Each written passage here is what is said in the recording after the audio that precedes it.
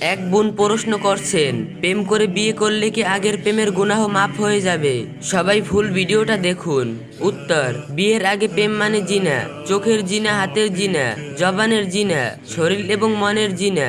দীর্ঘদিন করতে থাকা জিনা এত সহজে মাফ হয় না। প্রেম করার পর বিবাহ করার দ্বারা প্রেমের সকল গুনাহ মাফ হয় না, কেননা প্রেম করা হারাম। আর যতদিন এই রিলেশনশিপে থাকা হবে ততদিন আমল নামায় গুনাহর হিসাব বিবেচিত হবে, গুনাহ হতে থাকবে।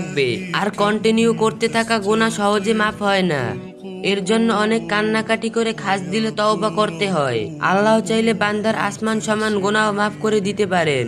আল্লাহ পরম দয়ালু। আর তারা যদি খাঁটি অন্তরে তওবা করে তাহলে আল্লাহ তাআলা ক্ষমা করে দিবেন ইনশাআল্লাহ। আল্লাহ তাআলা বলেন, মুমিনগণ তোমরা সবাই আল্লাহর সামনে তওবা করো যাতে তোমার সফল কামনা হয়। হযরত উবাদা বিন আব্দুল্লাহ তার পিতা থেকে বর্ণিত করেন, রাসূল সাল্লাল্লাহু আলাইহি সাল্লাম বলেন, গুনাহ থেকে তওবাকারী এমন যে সে গুনাহই করেনি। ইসলামের যে কোনো বিষয় সুন্দরভাবে জানতে, বুঝতে এবং মহা জরুরি মাসালাগুলো সহজে পেতে আইডিটা ফলো দিয়ে রাখুন।